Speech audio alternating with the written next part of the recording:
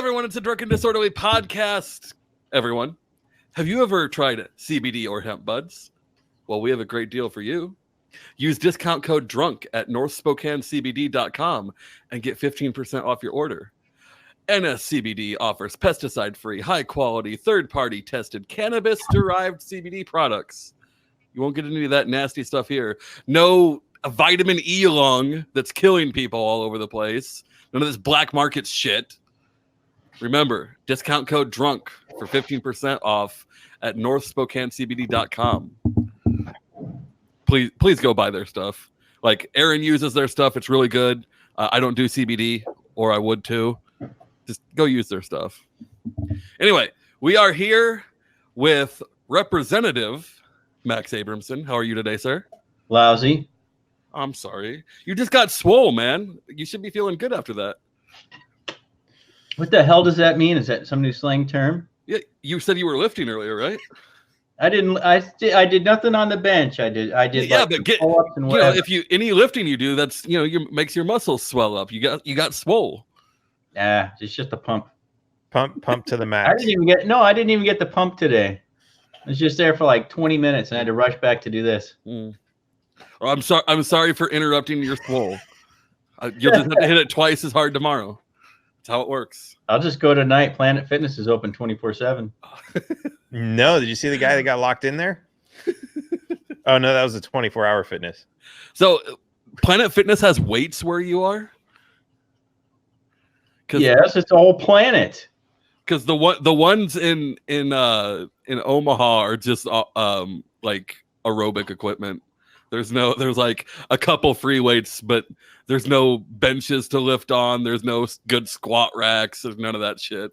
And they have pizza nights. Does yours have pizza night, Matt? Yeah, like once a month. It's just like, I mean, I see there's a few bodybuilders in there. There's a few like, fitness nuts. But I'm gonna say like 70-80% of the people are just like, they're just regular people. They want to lose 10 pounds, and they look like regular people. And you go into the locker room, and it's just like, it's guys who are just like, raise your self-esteem. You know what I mean? Mm-hmm.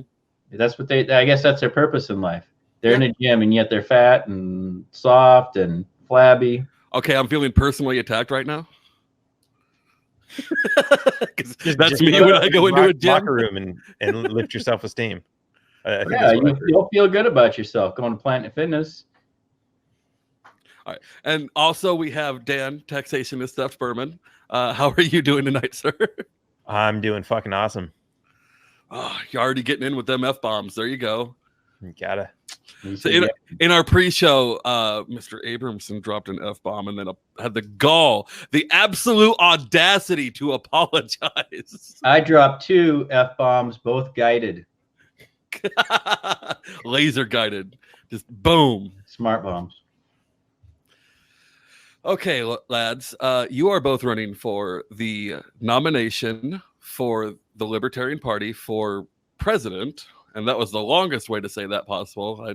I apologize. So we're going to start this off. This is not really a debate. It's a debate, but it's not, because I don't like angry things and people arguing with each other. It flares up my anxiety. What are you doing? All of you, get out. Yeah, but doesn't your audience love drama? Our audience does love drama. I'm looking for my. I'm gonna bring my boxing gloves. Anyway, I got a rope. You got a rope? We're gonna have sir, I know what kind of rope that is.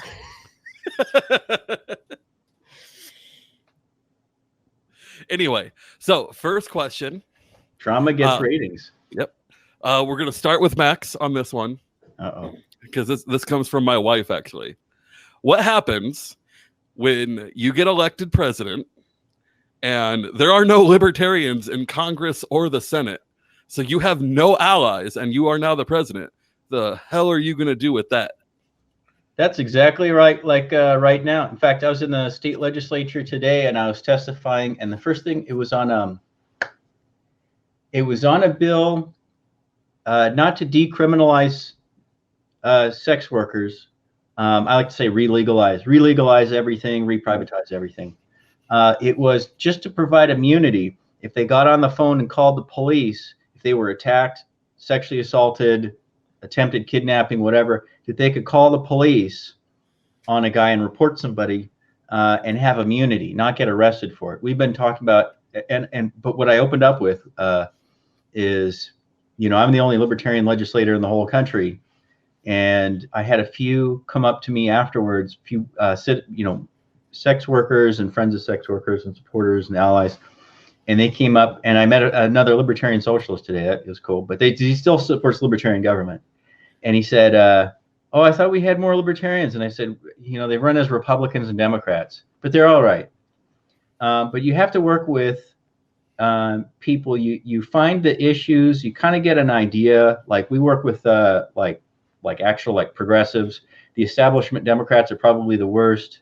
The rhinos are pretty bad. You really can't get anything done with them very much. You can't get anything done with establishment Democrats. They just want to build prisons and kill business.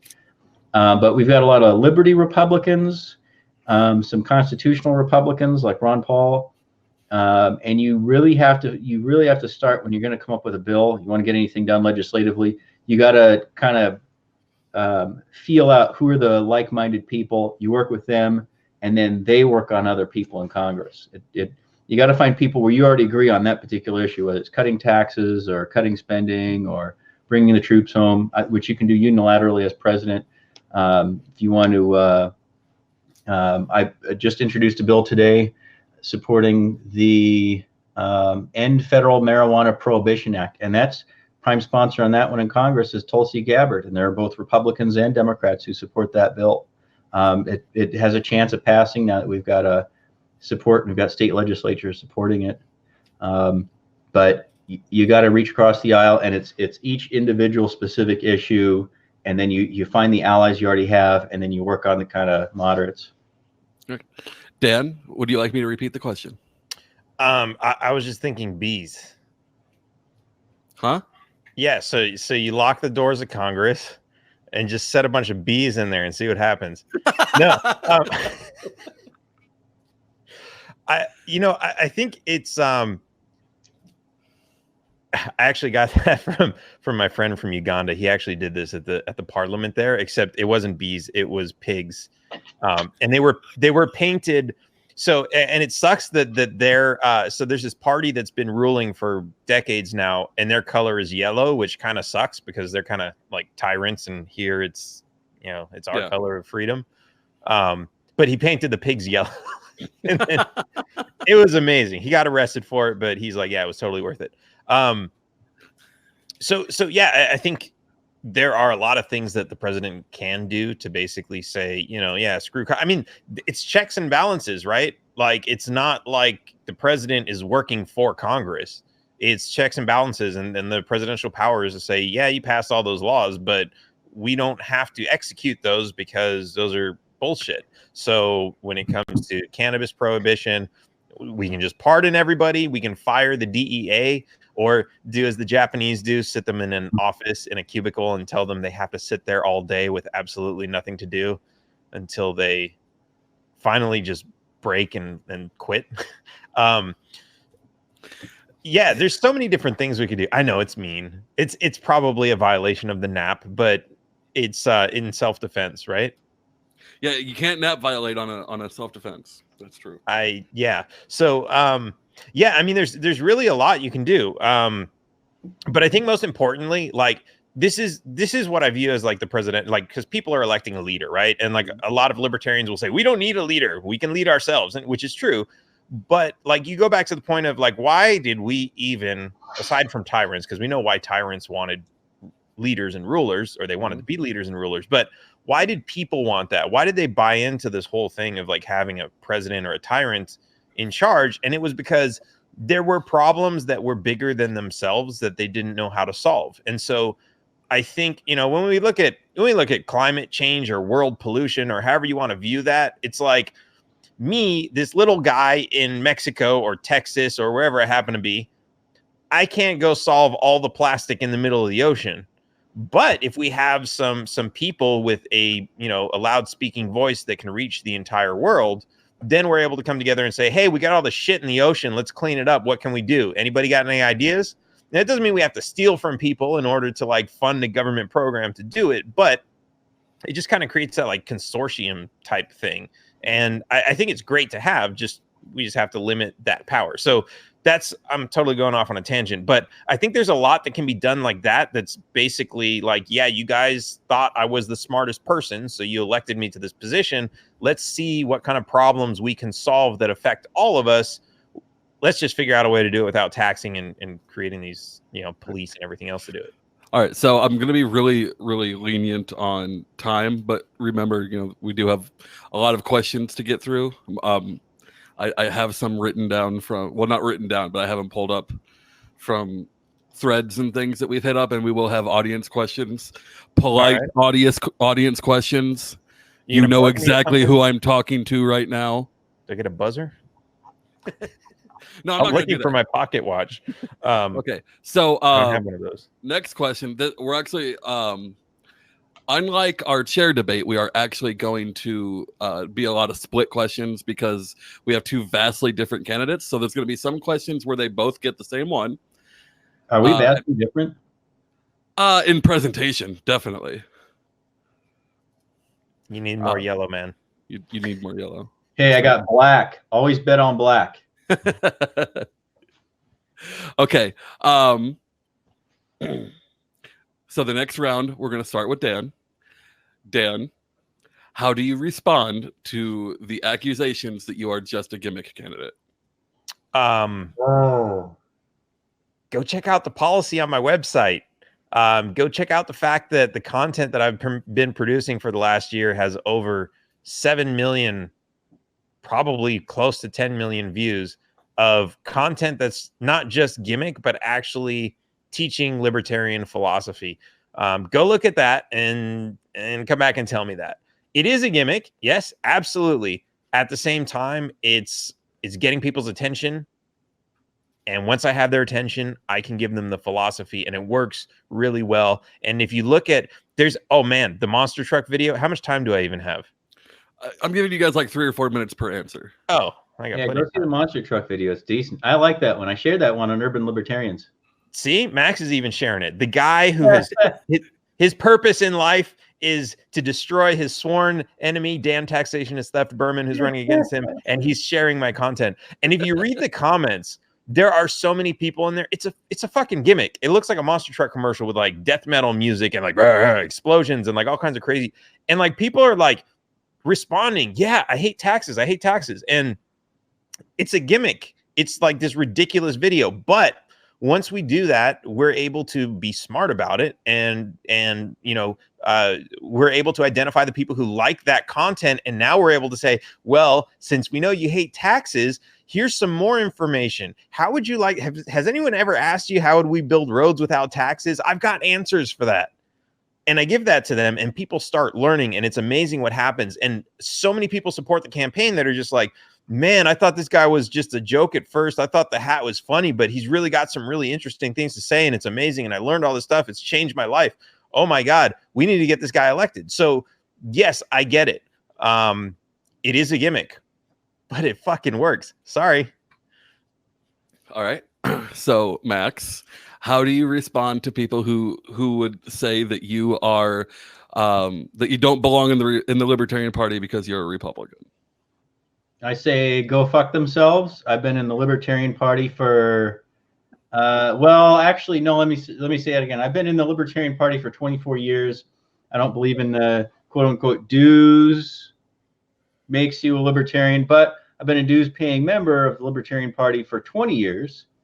I've been paying state and federal dues, canvassing for candidates. I've donated thousands and thousands of dollars to libertarian campaigns. In fact, I frequently hear people complain, oh, libertarians are cheap. They're cheap. Well, I'm not cheap. And I frequently hear from libertarian campaigns and candidates after the election is over, they message me and say that I'm the only one who donated any money to them. I canvass for libertarian candidates, do sign waving. I've been doing ballot access petitions for years and years and years. I've been in the LPNH for 15 years. Almost everyone knows me. They know my positions. And just saying, oh, well, you're a Republican because, you got every single year you have an A or A minus score with NHLA and an A plus score with every single gun group, and you have 100% constitutional score with every property rights group and every group that looks at economic freedom, 100% voting record on voting against tax increases. And one of the few people who speaks on the floor for getting money, floor of the House, floor of the New Hampshire House, I said, not just taxation is theft. Yeah, that's already gotten pretty old in the State House. We've been saying that for a couple of years now. I've said taxation of wages is slavery. And the Democrats fucking flipped out when they heard that. And I'm like, good, I'm glad they're pissed off, because they believe that they're entitled to get that. They have this like super duper sense of entitlement. So a lot of people are like, well, you're criticizing the Democrats, so that means you're a Republican. Well, if you're a libertarian, you should be criticizing the Democrats when they're taxing the shit out of everyone and taking away gun rights, Obamacare, Common Core, UN Agenda 21, Soviet-style urban planning, all that crappy stuff. And I give it to the Republicans too when they're eroding civil liberties, expanding the war on drugs, or pushing Obama, Chris Christie pushing Obama to bomb the Middle East even more, or Trump continuing the war in the Middle East, or Bush expanding the war in the Middle East for 7 years. I have no problem criticizing any politician, Republican, Democrat, or Libertarian, when Lincoln Chafee's pushing gun control. I don't care that he's the Libertarian candidate. When it was Bill Weld supporting gun control frickin' almost 30 years ago. And he was one of the few self-identified libertarians in the country at the time, calling himself a libertarian in interviews. So as far as I'm concerned, people use labels and whatnot. I don't worry about labels, whatever you want to call yourself. Honestly, most career politicians look at a political party brand as like a jacket. You take this one off and you put a different one on. And we've had almost every one of our nominees and a lot of our down ticket candidates, they put the libertarian jacket on, and after the election, they're gone. I mean, I've got freaking T-shirts in my closet right now from candidates where I wore their T-shirt or put their bumper sticker or put their sign up in the yard. Actually, there's one right there with the guy. The guy at the bottom of that sign is no longer in the Libertarian Party. So I've been here. I've been helping candidates. But I mean, we got to turn the Libertarian Party into a machine that works to get libertarians elected. And if we're not going to do that, then we're going to continue to see the legislative candidates, the down ticket candidates, the congressional candidates, the ones that the LP doesn't talk about. They're going to continue to leave. Honestly, most of my friends are small L libertarians on my friends list, and there are very, very few out of 5,000 friends on Facebook. Very few are still in the Libertarian Party, and even fewer are paying dues. Okay. Next question. So we're going to start with Max. Not a Debbie Downer, but it is what it is. So I got slammed with this one, so there's no way I can't ask it.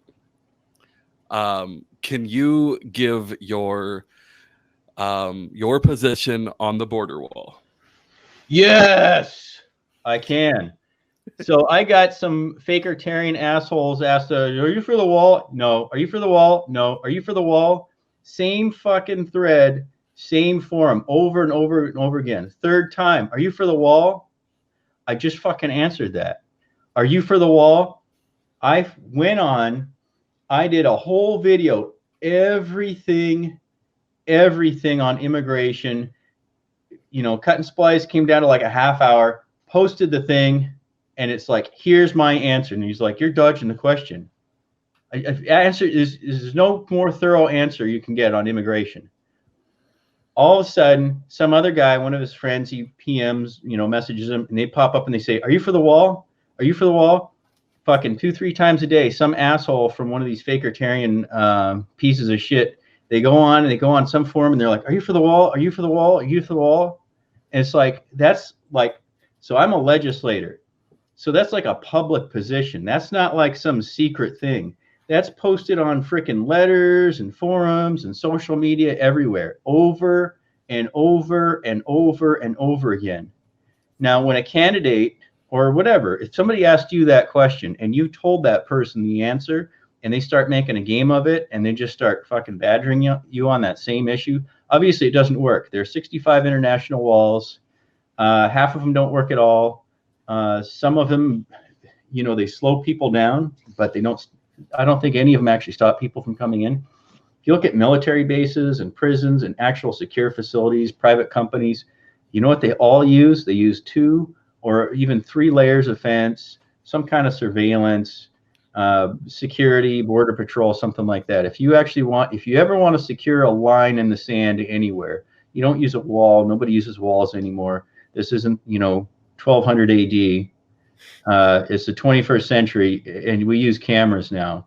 So if you ask, what would I put on the border? Honestly, I don't think it's a political question. I think that the actual enforcement of immigration laws, if you're going to have it, has to be, if you're going to be a libertarian, it has to be constitutional. And it has to be, in my opinion, indirect. So going after companies that replace American workers and green card holders with illegal immigrants, I'd say that fits within the libertarian kind of penumbra. I'd say that's valid. Obviously, no longer giving out welfare benefits and stuff to people who come here illegally. End the war on drugs. Stop bombing other countries, because frankly, a lot of the refugees have come in because the U.S. is bombing all these countries in the Middle East, and the war on drugs in Latin America, dropping bombs on other countries, and a lot of the poverty and suffering and problems in Latin America are coming from U.S. interventionist foreign policy and propping up murderous regimes and the rest of it. So honestly, wall doesn't work. Got to start using our brains. Okay. So Dan, there isn't really that kind of a hot button issue for you. So the best question I've got that's a comparison, if there was one part of the SOP that you could get rid of, or if there's nothing that you want to get rid of, one part that you had to pick one part that you had to get rid of, what would it be? Did that make sense? If there was one part that I would get rid of? Yeah. So I guess first question, is there a part of the SOP that you would get rid of? No. Okay. So then, gun to your head, what is the least important part to you? Like, what if you had to get rid of one, what would be the least important one to you? Man.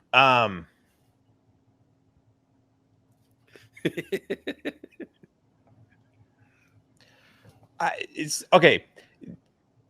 Man. Okay, this is the thing, right? You have a statement. It's got a few sentences in it. They can all be interpreted by different people. If you remove one, if I were to say this one's not important, someone is going to wildly misinterpret why I'm removing that. And so I don't know. Look, I like to just boil things down to the very simple form of. Sorry, back up. John is right. I meant the platform. I apologize. I've had a very long day. Platform. My apologies, Dan. Start over. Got to reset the clock now. Change it. Thank you, John, for having my back, though. That's our number one sub right there. All right. And the first time I thought you were calling me an SOB. Okay. This is one, because right now, what does it say for abortion? That's the one that says we don't touch it, right? We don't touch it, but also the government shouldn't regulate it. Right. So this is one I don't disagree with it, because, some people don't want to touch it, don't touch it. But because I've been trying to, this is the thing, right? I'm running for a position where everybody comes to you like, how are you going to solve my problems? And a lot of them expect you to use some sort of government force. And I have to figure out some way to say, no, this is how we solve your problems without government force. And so a lot of people always come to me and ask about abortion. With guns, it's easy. All gun laws are unconstitutional. If no ifs, ands, or buts about it. And if somebody's pro-gun control, then we have a conversation about why we shouldn't be. And, I can hold my ground there. Stand my ground, as they say. But with abortion, what I think is really interesting is having these conversations with people with the ultimate goal of government shouldn't be involved. What I've been able to figure out is to say that this is it's a problem because we have half the people that think the world should work this way and the other half that think it should work the other way. And they're kind of like butting heads because they want to kind of force that on each other. So that is a problem to be addressed.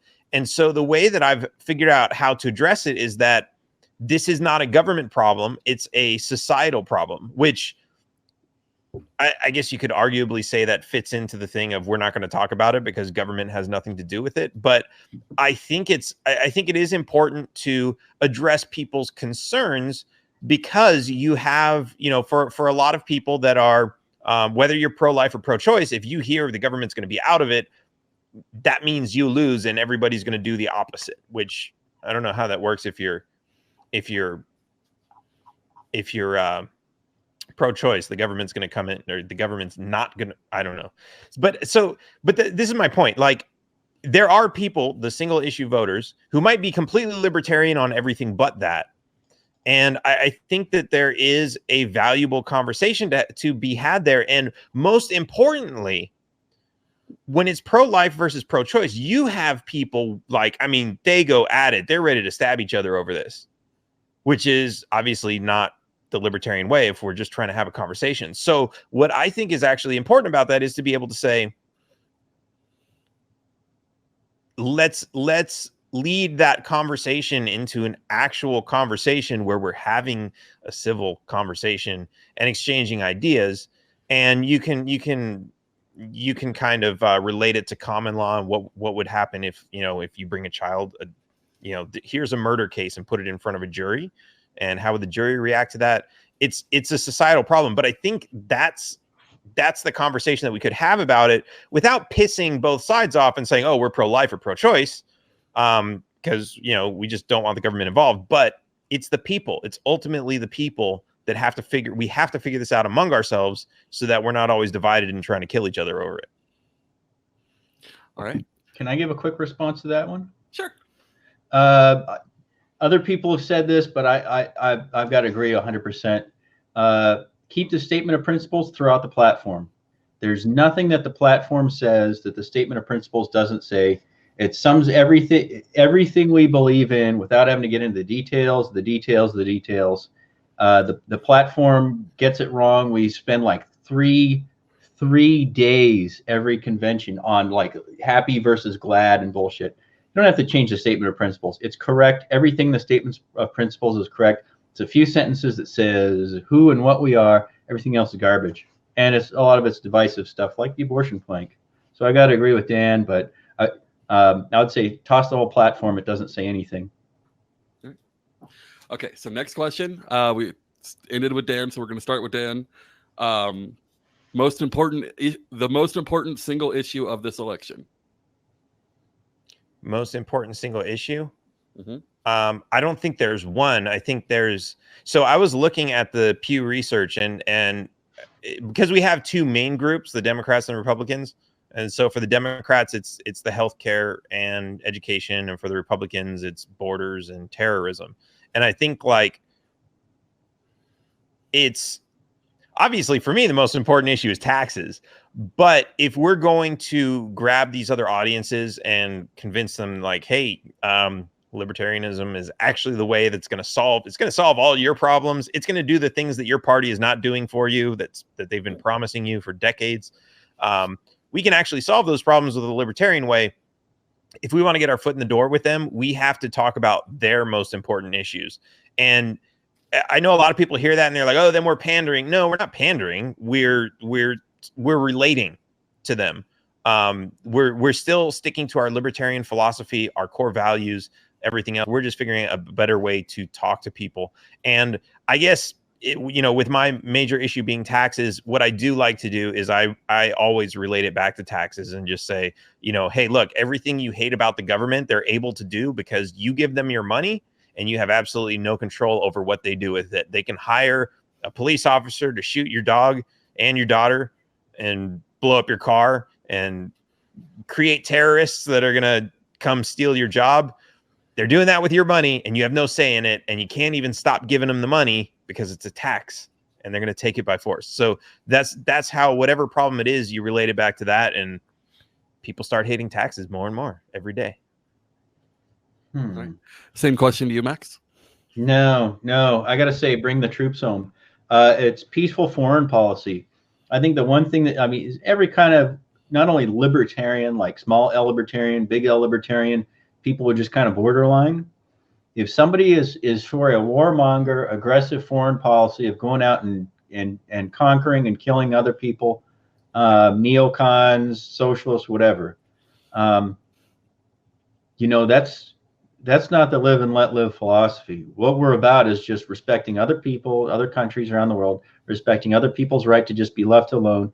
And yeah, in the Middle East, they've been fighting amongst each other for centuries. And as soon as we pull out, they're going to go right back to killing each other. There's nothing we can do about it. It's been that way for centuries. There's no way to change it.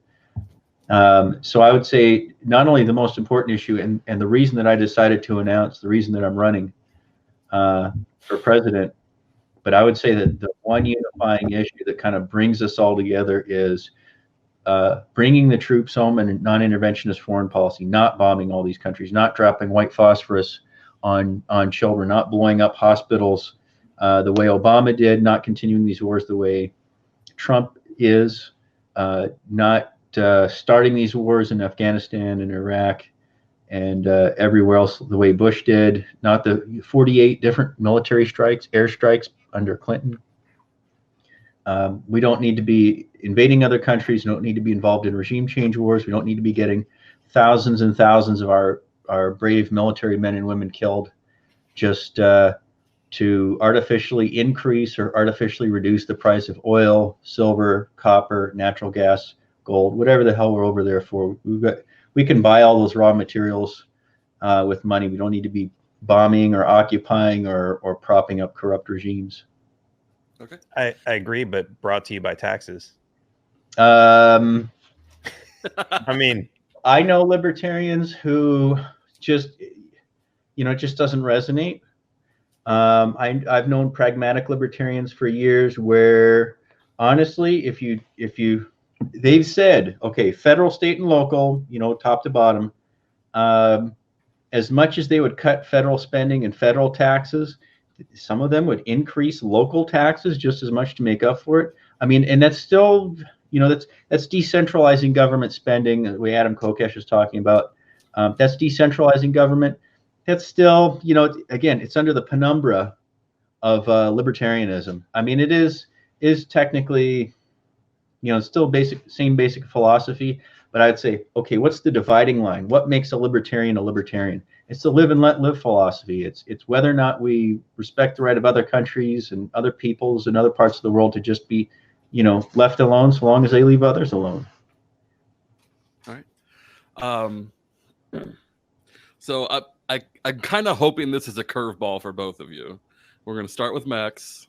Oh no. Wait, who did we end on? I'm now confused. Max. Oh, yeah, so we're going to start with Max. Give me your word. For him first. Okay, so American companies have to follow American rules in terms of intellectual property, copyrights, and patents. Chinese companies don't give a fuck. How do we protect American companies from American tech companies are getting completely screwed over by Chinese companies that are stealing their technology? Like, we all know that's happening. How do you deal with that, Max? Somebody asked, if you weren't in the Libertarian Party, what would you be in? And I said the Pirate Party. This is the coolest party. The Pirate Party is very much about intellectual property reform. It's like their number one issue, especially in the information age. And they spend a lot of time on, net neutrality and patents and trademarks and how do you protect those things. I don't believe in jailing people because they're backing up their MP3s or their CDs or something from Netflix.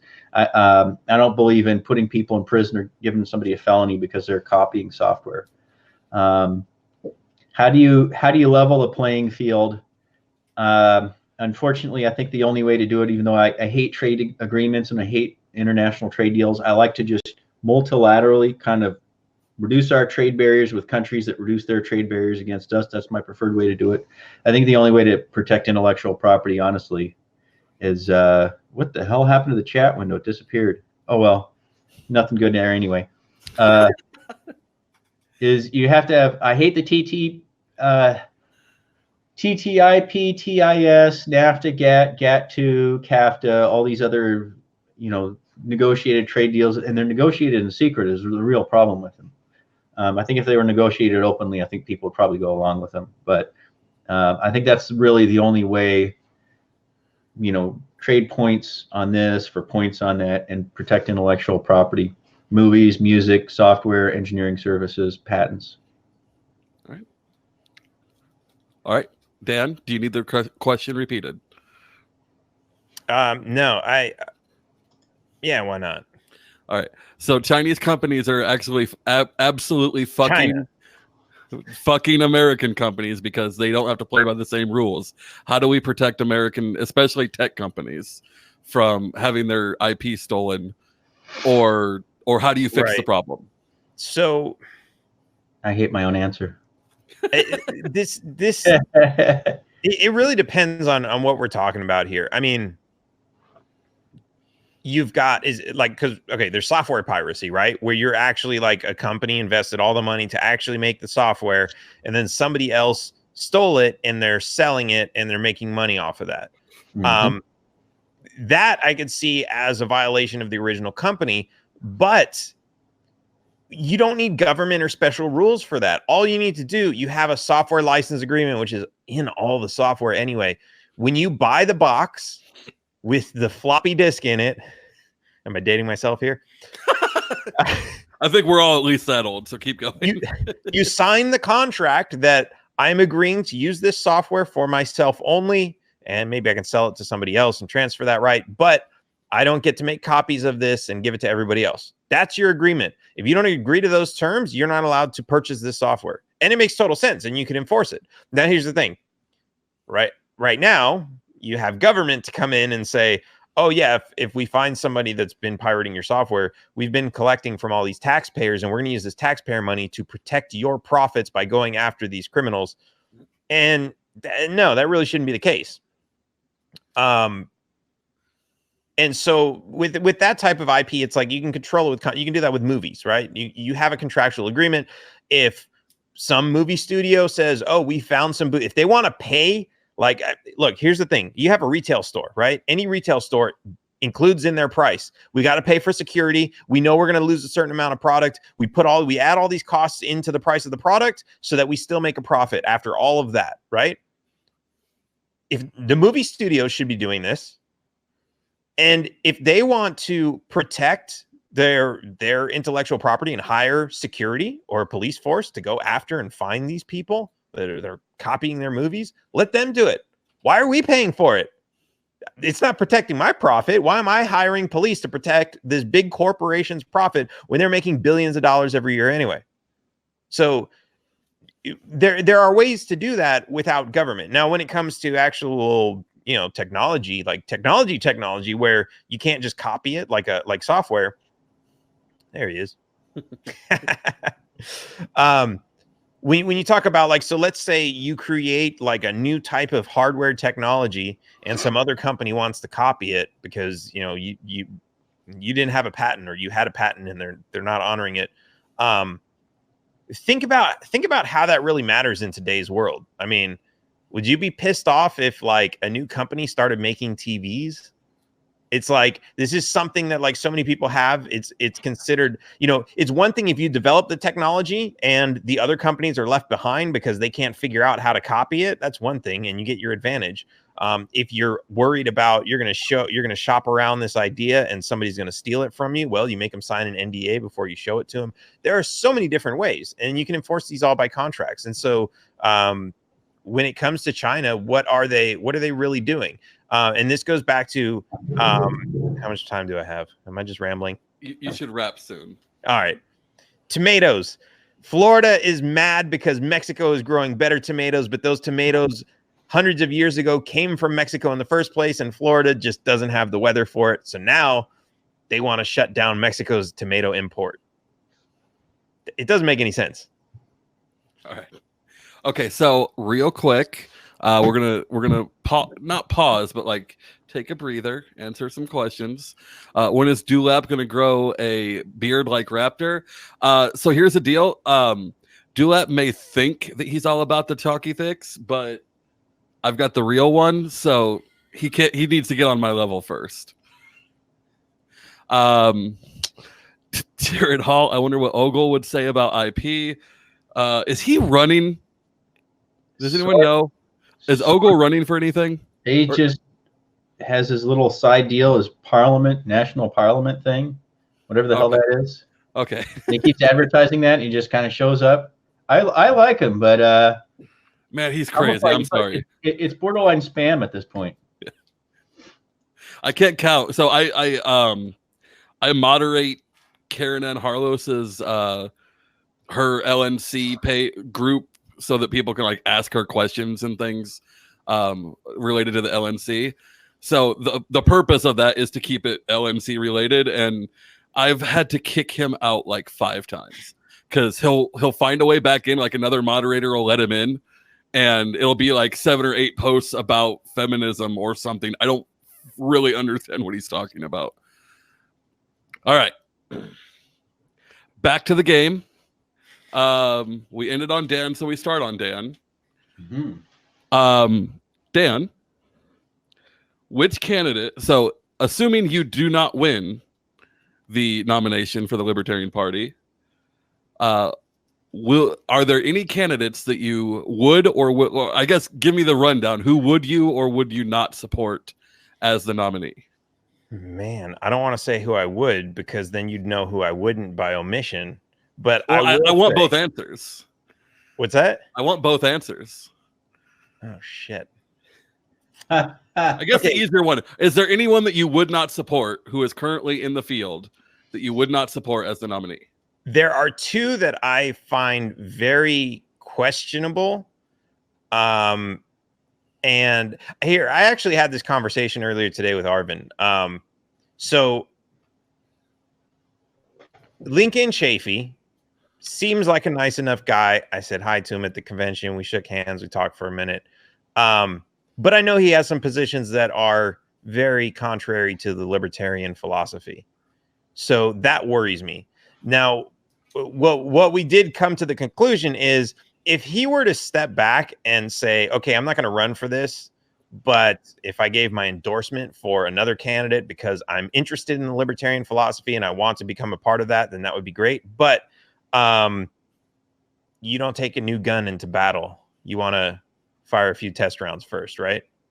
Make sure the thing works. So with him, it's kind of like Dan Behrman, Warhawk confirmed. What's that? Dan Behrman, Warhawk confirmed. Against tyrants? What? You can't take guns into battle against tyrants? Okay, fair enough. Self-defense, man. Come on. Yeah, so I think there's that. I'd want to see him really transform before I could support him. And then yeah, I mean, look, if any of the other guys won, I think most of them, and we're talking about some of the less popular ones. You know, I've talked to them. They're great guys. They've had, great. Well, I'm really sad that Kim dropped out because she was one of my favorites. But there's like, yeah, out of all the guys, it's like, yeah, they're great people, and I think they have, they understand the philosophy. So it really comes down to kind of, you know, who's going to be the great leader, who's going to be the best communicator to bring this to more people. And of course that's me. So what do we even ask this question for? All right, Max. I'll start with who I would definitely vote for. Obviously, Dan. Dan Taxation is Theft Behrman is a great candidate. Ken Armstrong's one of my favorites. Soraya Foss. If I weren't running, I'd probably be campaigning for Soraya Foss right now. I think she's a terrific candidate. Very knowledgeable. She has a terrific background. Jo Jorgensen, I've already voted for anyway. I've been voting Libertarian since 1996. And I voted for vice president. Who else? Wow. I've always said, well, at least in the last few years, I'll only vote for a Dallas Accord candidate. And of course, Adam Kokesh and Arvin, but especially Adam comes to mind. But at least Adam is campaigning on getting things down to the local level. But at the same time, he's saying get rid of government, the federal government. So I got to think about that one. But that's kind of like my rule. Dallas Accord, we've agreed to that. All the candidates we have now have been born after the Dallas Accord. So nobody can say that they disagree with the Dallas Accord and that they're still holding out, except for Ken Armstrong. Actually, Jacob Hornberger, he kind of left the Libertarian Party for a while. I mean, maybe I'm not the one to criticize since I ran for re-election as a Republican, so maybe I'm not one to talk. But then he did the thing with Harry Brown calling the SEC or something, or FEC on Harry Brown. I mean, that Harry Brown's my guy. But probably most of the candidates I'd support. So technically, Vermin Supreme, probably doesn't care, but I like him. I'd probably break my rule and vote for him. But he's anarchist. I think he's even campaigning on anarchy. So that doesn't that violate the Dallas Accord? And I've been saying for years. So here's the last candidate. I've been saying for years that the top ticket candidate should be somebody really well known, previous elected official, celebrity, celebritarian, whatever, and that the vice presidential spot should be reserved for like a long-time Libertarian Party volunteer, solid gold, platform libertarian to explain the libertarian position. And then Lincoln Chafee comes around, and there's literally one issue. I mean, he's not even in the libertarian quadrant. And I mean, he's really, that rule I came up with, he's really kind of challenging that. Even Tulsi Gabbard's more libertarian. Dennis Kucinich is more libertarian than Chafee. I mean, it's true. Justin Amash isn't in the libertarian quadrant, and yet I could probably bring myself to vote for Justin. I would say he's in the libertarian quadrant. No, on the issues, he's in the conservative. But I mean, I've voted for liberals and conservatives. But I'm just saying for the nominee, I was hoping for somebody, Bill Weld is kind of probably my limit right now. That's as far out as I could go. And Chafee goes even further than that. He didn't even support tax cuts. Bill Weld at least supported tax cuts. So I would say those, obviously I have my preferred candidates, but people just kind of go way outside the line. I'm not sure I can. I get signatures for libertarian candidates to put them on the ballot every year. And I'm not sure I could honestly just go out and say, there's Lincoln Chafee, there's my candidate. Would you help me put a Democrat on as an establishment Democrat on as the libertarian candidate? That'd be a tough call. Okay, so we ended on Max. So we're going to start on Max. As far as I know, neither one of you have a vice presidential favorite running with you the way like John ran with Kim or Spike is running with Vermin. So Max, I guess since it's just Spike, who would you like to see end up as the VP if you win the nomination as the presidential candidate? Soraya Foss. Okay. You have some time to expand on that if you want. Self-explanatory. She's got a lot of experience in foreign policy, Middle Eastern affairs. She speaks every dialect of Arabic. She gives very solid answers. Nobody hates her. Nobody's going to say, I'm not going to get signatures for Soraya Foss. I would say Ken Armstrong is also very good. Of course, Dan Behrman's a terrific candidate for president. I'd be happy to vote for him. We have a lot of good people in the running, but I'd say Soraya is probably my top choice for VP if I were going to pick one person. Wait, pause. Isn't Jeff Wood running for like vice chair? No, he's running. Well, he was running for VP. Oh, so he's blocked to me and he's basically dead to me. So whatever. Dan, your question. You want me to repeat it? I think he might be blocked also on mine. I've been blocking abusive people for years. I got a list of like 50 people, and it's all Democrats. But last 4 years, I'd say it's about 2/3 are libertarians, especially left libertarians. I don't know what it is about the totalitarian left. I hate those guys. I think I've only ever had to block one person. If somebody's abusive 2, 3, 4 times, I just say fuck it. ban them from my group, block them from social media. We are going to have to circle back to that. Good. That is my last question for you. All right. Bring it. Dan, is your question, who do you want for your VP? I think so. This is the way I see it. I hate this every time we do it. Whether it's the gubernatorial race in Texas, the presidential race, we have just some really phenomenal candidates, and we have to pick one and then the rest go away. And I absolutely hate that. So what I would like to see is all of the presidential candidates who are willing to run as my VP after I get the nomination to run as VP and let the delegates choose basically 2 presidential candidates. That's really what the VP is, right? And most of the candidates that are on that stage, I could absolutely work with. I think a lot of them are amazing people. You know, I would even go further than that. And I would say once we have our VP, let's pick a couple of these other people to come along with this and put together an amazing team. Because for one, because we're a small party, I know there are delegates that are gonna be like, oh, my guy didn't win, I'm not going to help in the general election. We need to get that shit out of our heads. And if we can work together as a team so that all of the delegates are happy that maybe your guy's not the presidential pick, but he's still on the team. And now we have, you know, 5 times as many people who are going out, getting different media, reaching different audiences, talking to different demographics, with the full body of the Libertarian Party to back it up. I think that would be phenomenal. And considering how small we are compared to the other parties and the infrastructure that we have or don't have, I think that would be an amazing strategy for us. I would just like to point out there's a lot of cabinet spots that a president would have to pick. And we have a lot of people running for president who are very good on some certain issues. Yes.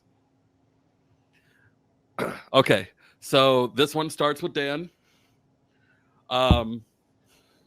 What qualifies you to be in the position that you're in, and let's say you win the nomination and you become president? What in your past has qualified you for that job? Why do you laugh when you say that?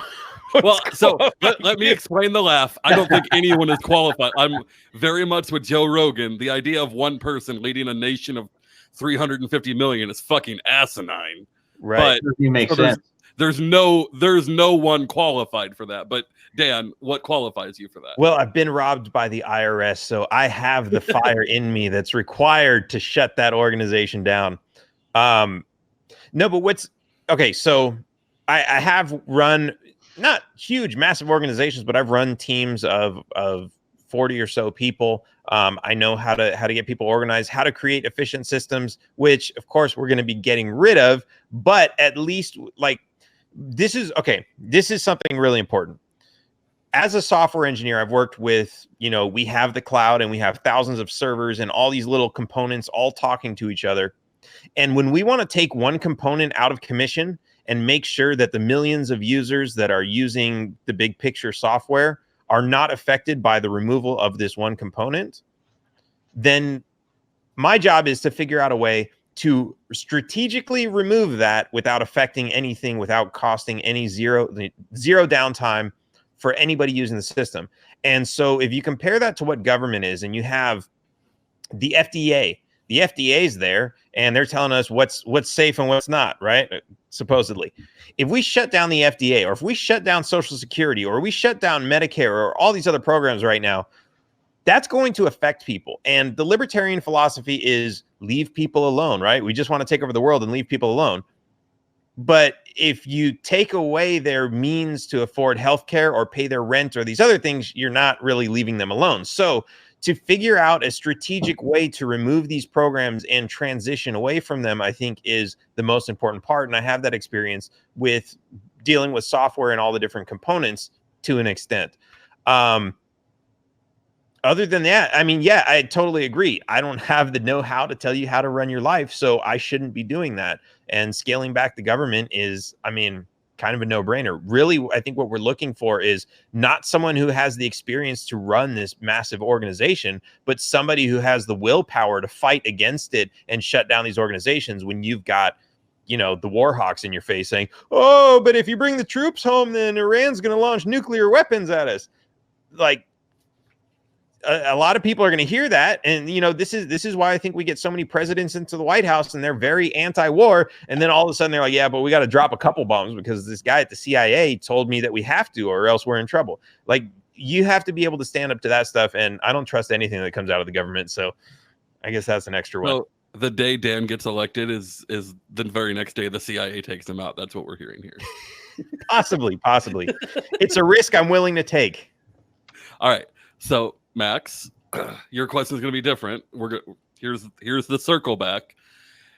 Assuming that you win the presidency, being a libertarian in a media landscape that is dominated by people who are going to hate you, how are you going to deal with that when, by your own words, you typically block people who are mean to you on Facebook?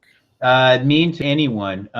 So generally okay, long story short, my older brother told me when I was a kid, avoid negative people. At the time, I spent way too much of my time, must have been like 10 or 12 years old, dealing with abusive people and arguing. And he said, avoid negative people, just keep them out of your life. And I started doing that, and you find you can get so much more done if you just surround yourself with positive, constructive people who want to get things done. You get a lot more done. And I noticed on social media, hey, here's this handy feature called block. So what I saw first was, I have my, Facebook wall or MySpace. I don't know if you remember MySpace. I think people are going back to MySpace now because it's not all corporate and doesn't spy on you and everything. It's not controlled by the CIA like Facebook is. But I'd see two people like going at it. And I'd see one person just turn abusive, and it's like 2 or 3 abusive comments towards one of my friends, and I just block them, get rid of them. It's not abusive towards me, like I'm gonna cry. I've had thousands and thousands of dollars in just nasty mass mailers aimed at my district. I've had Democrats online saying that they wanted me or Liberty people sterilized, sent to concentration camps, killed. I've had people on social media. My self-defense case, I've had many people say that they wanted me to have been killed in that fight, that they wanted me to have been stabbed in the throat. They wanted me killed in this house, blaming me for things I had nothing to, So I worked as a merchant mariner for 12 years. I got a pretty thick skin. And Jared Hall, fuck you. Don't care. And all the other naysayers, I don't care. I ban them and block them. I get them off my groups because they're a waste of time and they're a waste of space. And I want to get things done. So an elected official is not legally allowed to block someone from their district. False. As president, that would be everywhere. So that's not what the U.S. Supreme Court's decision said. They said if you have a personal website, like social media, if you have an official legislative page, which I do, I also have campaign pages, and then I have my personal page. You can't block constituents from your legislative page. So I have a legislative page that I just do updates. Here's what's going on in the state house and whatnot. Unfortunately, the Supreme Court has said if people are making racial slurs and proposing genocide and hurting people and killing people and saying nasty things, and things that are definitely not family friendly, and posting images that are, gore and all kinds. You can't block them. Even if you want this to be a page that's professional and whatnot, you can't maintain that professionalism. You can't maintain a family friendly Facebook page. So I do what I can, but other people hit the block button. Other people hit the ban and hide button on that, but you can't, as a candidate on your Representative Max Abramson Facebook page, you can't ban people from that. And sure enough, some of the assholes in the live comment section are going on. They'll go to my campaign page or something like that, and they'll say nasty things, and they'll attack my supporters and volunteers and so forth. And there's nothing you can do about it. I get libertarian assholes, Antifa communists and stuff who've taken over the LPNH. They'll go in and they'll freaking trash my constituents, and there's nothing you can do about it. The Supreme Court has said on your legislative page, there's nothing you can say about it. All right. So we do have one final question. So it's weird, actually, in this discussion, because I've been using a lot of Alex stuff, and we actually don't get along very well normally. So we've connected. He's gonna go give you a hug the next time you see him. Yep. Ask about reaching out to young voters. So we'll start with Dan or Max. Sorry, Max. How would you reach out to young voters? Gen, what is it? Zed, if they're calling it, whatever. The Zoomers. How do you reach out to those voters? Well, actually, I've been doing that. I did that in my gubernatorial campaign. I've done that as a legislator. I've done that through, I don't know if you guys have read about the New Hampshire's Dumbest Law Contest. If you live in New England, you've probably seen the papers cover the New Hampshire's Dumbest Law Contest, and that was allowing school-age kids and college kids to find a dumb, outdated, silly, 100-year-old law somewhere. And we've gotten some of those repealed, by the way. First year, the contest winner was, there's some outdated law saying that you can't collect seaweed on a beach at night in New Hampshire. And I put in the bill, the winner, I put in the bill to repeal that. I've got a bill in that I testified on yesterday that was you can't have a ferret in your possession if you're going hunting. And that's newsworthy. I mean, that's interesting. Obviously, marijuana policy, a lot of young people care about that. Personal freedom issues, gay rights issues, they care about those. I do a lot through social media on some of the pages that cover legislative issues. But I also go to schools and talk to kids as for some of these events, some through webcams like this. And sometimes I just go out and I'm invited to the school to talk to a group of school kids and get them interested in libertarianism and tell them, I'm not that I'm really like trying to sell it or something like that, but I'm just saying, here's what libertarianism is and how badass it is. And those sad, pathetic loser parties, now corrupt they are. But focus mainly on just like, you talk to them one-on-one. In my gubernatorial campaign, I was the only libertarian who was doing well among like the over 45 crowd. Third parties tend to do well among the younger crowd. I was doing like 8% in polling among under 35, which is not unusual, but I was at 17% among high school age students.